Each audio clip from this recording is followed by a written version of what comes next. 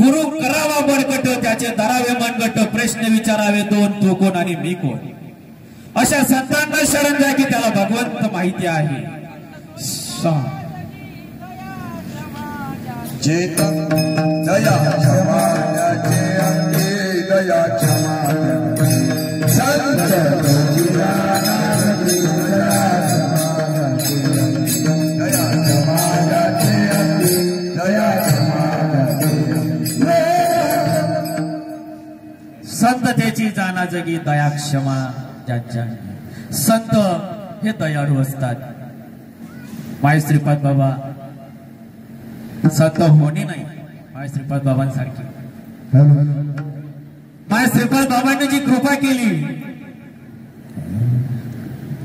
ज्या अर्जुनाला जे 11व्या अध्यायामध्ये जो बोध दिला गेला तो जसाच्या तसा आज तुमच्या आमच्यापर्यंत पोहोचला श्रीकृष्ण भगवंत अर्जुनाला सांगतात की अर्जुन हा बोध मी सूर्याला केला मनूला केला इक्ष्वाकुला केला ते सांगण्याचा अधिकारी आता तू मला दिसला मी यशोदेला सांगितलं नाही देवकीला सांगितलं नाही वसुदेवाला सांगितलं नाही माझ्या बळीरामाला सांगितलं नाही पण मी हा बोध तुला सांगतो आणि तो जसाच्या तसा आज आपल्याला भेटला म्हणजे आपण किती भाग्यवान आहोत आपण ते समजून घेतला कारण की बहुत पुण्याईने खूप मोठं पुण्य लागतं त्याच्यासाठी आणि त्या बहुत पुण्याईच्या संचयाने आज तुम्ही आणि आपण या धर्म मंडपामध्ये बसून आपण या क्षेत्राचा आनंद घेत आहोत ज्ञानोबाचे तत्व ज्ञान जगाला सांगितले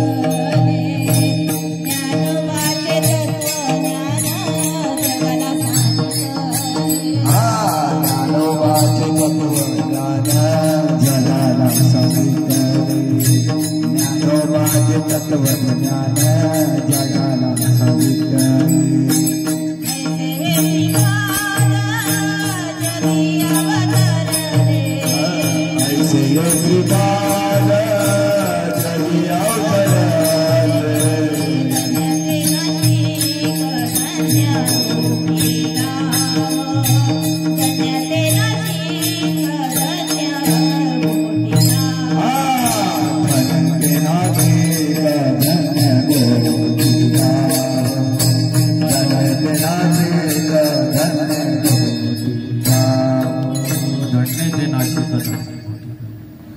खरंच घोटी घोटी या शब्दाचा अर्थ फार महान आहे घोटी मुक्ताबाई हरी आणि सोहम भावे घोटी मुक्ताबाई सांगते की हरी हा घोटायचा आहे घोटायचा आहे माझ्या सगळं बंधू भगिनी मायबाप तुम्ही खरं समजून घेतला हा संप्रदाय समजून घेतला तुमच्या जीवाचं तुम्ही सोनं करून घेतलं अहो साधी गोष्ट नाही आमच्यासारखे माऊलीने रेडा बोलवला म्हणे ते मला माहित नाही परंतु आज आमच्यासारखे माझ्यासारखा हा 2 पायाचा रेडा आहे काहीतरी तुमच्यापर्यंत माझ्या सद्गुरूंचा निरोप पोहोचवतो माझ्या सद्गुरू राजाने मला बोलायला लावलं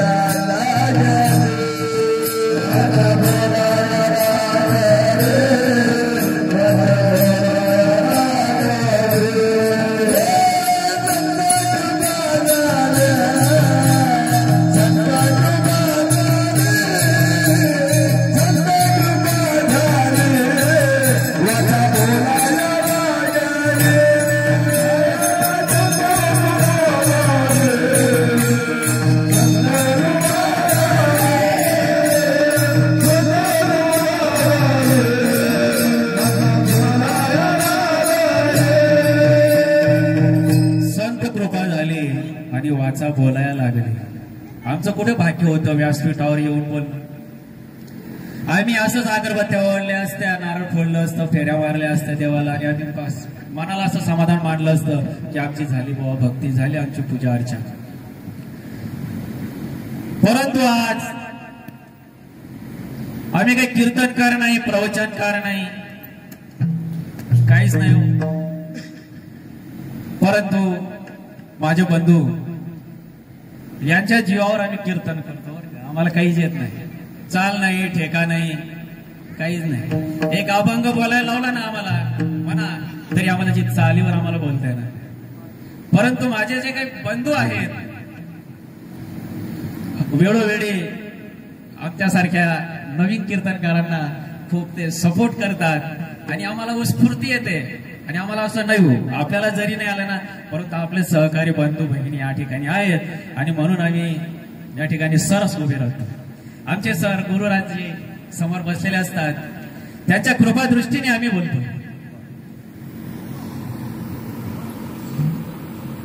प्राण, माझा जो प्राण आहे तो माझ्या सद्गुरूंना अर्पण केलेला आहे. सद्गुरूच्या पायी देहाची अर्पिता, सद्गुरूच्या पायी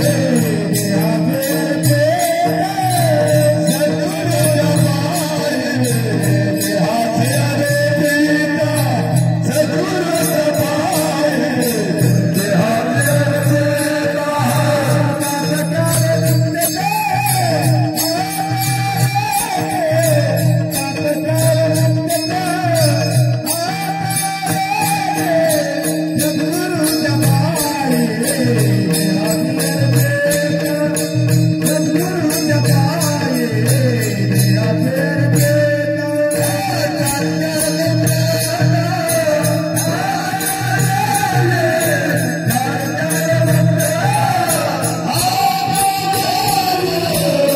सद्गुरूच्या पायी देहाची अर्पिता.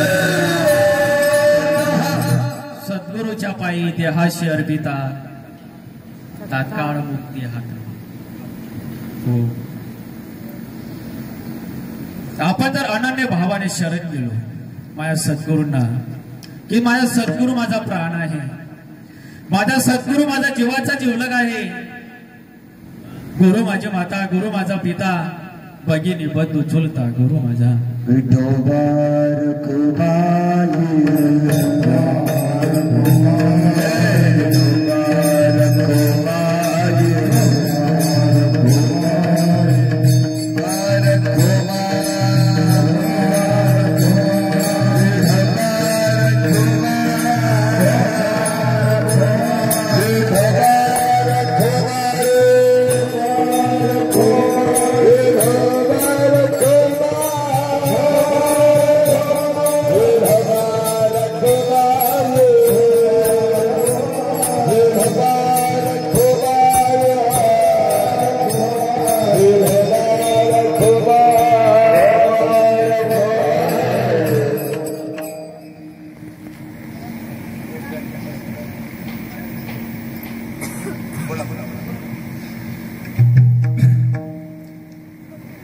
बळकट धरा भाव तुम्हा पासी आहे देव, काहो हिंडता रानो राणी पुसा संतांशी जाऊनी. थोर संतांचा महिमा आला बहुतांच्या कमा, तुका म्हणे तुम्ही त्याचे व्हारे देव तुमच्या स्मरणी स्मरे. तुकाराम महाराज सांगतात की तुम्ही त्याचे व्हारे, जोपर्यंत तुम्ही त्याचे होत नाही तोपर्यंत तुम्हाला तो कसा करणार, तो कळू शकत नाही. तो जर तुम्हाला समजून घ्यायचा असेल तर तुम्हाला संतांना शरण जावं लागेल, संतांना शरण जाऊन त्यांचा बोध घ्यावा लागेल आणि अनुग्रह झाल्यानंतर त्याचा साक्षात्कार करून घेतल्यानंतर आपल्याला कळेल की मी कोण आहे. भक्ती त्याच्यासाठी आपल्याला करायची आहे. भक्ती आपल्याला देव प्रसन्न करून आपला संसार सुरळीत चालावा याच्यासाठी आपल्याला करायचं नाही. संसार प्रपंच आपलं प्रारब्ध आहे. संसार प्रपंचामध्ये येणारं सुख आणि दुःख आपलं प्रारब्ध आहे. परंतु आपल्याला भक्ती याच्यासाठी करायची की आपल्या माझ्या जीवाचं सोनं कसं होईल, मला पुन्हा या संसार रूपी दुःखामध्ये गटांगड्या खायच्या नाही. मला माझ्या भगवंताच्या स्वस्वरूपाची प्राप्ती करायची आहे. म्हणून तुकाराम महाराज सांगते तुम्ही त्याचे वारे, तुम्ही त्याला अनन्य भावाने शरण जा. आणि जर खरंच तुम्ही अनन्य भावाने शरण गेलात, तुम्ही जर त्याच्याशी तार जोडली, तर मात्र देव तुमच्या स्मरणीस एवढं लक्षात ठेवा. असं हे अनमोल असं शरीर, हे शरीर तुम्हाला जर दिलेलं आहे, त्या शरीराचा काहीतरी तुम्ही उपयोग करून घ्या. फार मोठी संधी आहे तुम्हाला, आणि संधीची काय एकदा गेली, कारण क्षणभंगूर नाही भरवसा, वारे सावध तोडा माया आशा, काही नचले मग गळा पडेल फासा, होय हुशार थोर आहे ओढ सगा, राम राम स्मरण. किती सावध केलं बघा सत्ताटणी आपल्याला. एक क्षणाचा भरोसा नाही, आज करू उद्या करू. मला एक जण भेटला होता, म्हणे बाबा मी माळ टाकेल म्हणे, परंतु लोक असं सांगतात की जोपर्यंत मायबाप राहत असं तोपर्यंत गुरु नाही करू म्हणे. म्हणता येडा, आई बाप हे आपले गुरु निश्चित आहे. आपल्या त्यांनी जन्म दिलेला आहे, त्यांनी तुला संसार कसा करावा याचं ज्ञान दिलेलं आहे. पण आईबाप हे संसार कसा करावा याचं ज्ञान देतात, पण संसारातून मुक्त कसं व्हावं हे माझे सद्गुरु राजे सांगतात. संसारातून मुक्त होण्यासाठी सद्गुरूंना शरण जायचं राजा. तुझ्या आई वडिलांनी जरी अनुग्रह घेतला नसेल, त्यांचं प्रारब्ध आहे, पण तू माझ्या संगतीत आलाय, माझं ऐकून घे, तुझ्या जीवाचं सार्थक करून घे. एका क्षणाचा भरोसा नाही. क्या भरोसा है इस जिंदगी का, क्या भरोसा है इस जिंदगी का, इस जिंदगी का,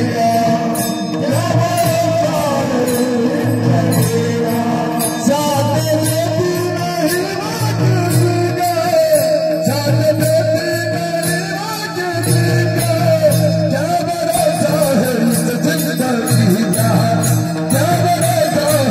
नहीं वाजिब का, क्या भरोसा है इस जिंदगी का, क्या भरोसा नाही. हे जो श्वास चालू आहे ना आपला, जीवन आणि मरणाचं अंतर फक्त एका श्वासाचं आहे. श्वास घेतला आणि तो आपण सोडूच याची आपल्याला गॅरंटी नाही. म्हणून जन्म आणि मरणाचं अंतर फक्त एका श्वासाचं आहे. म्हणून माझ्या माय बापावर सावध व्हा. भगवंताच्या रेंज मध्ये या. जीवन की शाम हो जाए, इसके पहले मिल जाए कोई संत सद्गुरु पहुंचा दे बहुपार. जीवनाची संध्याकाळ होत नाही तोपर्यंत कुठल्या तरी चांगल्या अशा संतांना शरण जावा, आणि शरण जाऊन तुमच्या जीवनाचा तुम्ही सार्थक करून घ्या. तुमच्या स्वस्वरूपाची ओळख करून घ्या. तुम्ही कितीही भक्ती करत असला आणि तुमच्या स्वस्वरूपाची तुम्हाला जर ओळख झाली नाही, तुम्ही कोण आहेत हे जर तुम्ही समजून घेतलं नाही, तर काय उपयोग नाही. कोरडी भक्ती म्हणतात त्याला. भक्ती ही कोरडी नसावी. बोधपुत्र जन्माला यावा, बोधपुत्र प्राप्त व्हावा. जोपर्यंत बोधपुत्र तुम्हाला प्राप्त होत नाही, तोपर्यंत तुमच्या भक्तीचं फळ नाही बघा. आणि म्हणून आपल्यामध्ये विकार आहेत, काम क्रोध दंभ अहंकार लोभ मत्सर, हे जे षड रिपू आहेत, हे षड रिपूंचं दमन करून, विषयांचं दमन करून आपल्याला परब्रह्माची प्राप्ती करायची आहे. जोपर्यंत आपल्याला षड विकार जात नसतील, आपण जरी भक्ती करत असतो आणि आपलं मन जर मलिन असेल, भक्ती ही मनानं करायची आहे. रामदास स्वामींनी मनाला उपदेश केला, देहाला नाही रूपाला नाही. मनाला सांगितलं की हे मना, विषयाच्या बंधनातून मुक्त हो, कारण की विषय भुली भुलला जीव, त्याची कोण करेल कीव. जरी तो कितीही विद्वान असेल, कितीही पंडित असेल, आणि त्याच्या मनामध्ये अंतःकरणामध्ये जर विकार असतील, तर कसा तो भगवंत तुम्हाला प्रसन्न होईल बघा. कशी त्याची ओळख, कशी ती रेंज तुमच्याशी एक होईल. देव जोडे ऐसे नाही.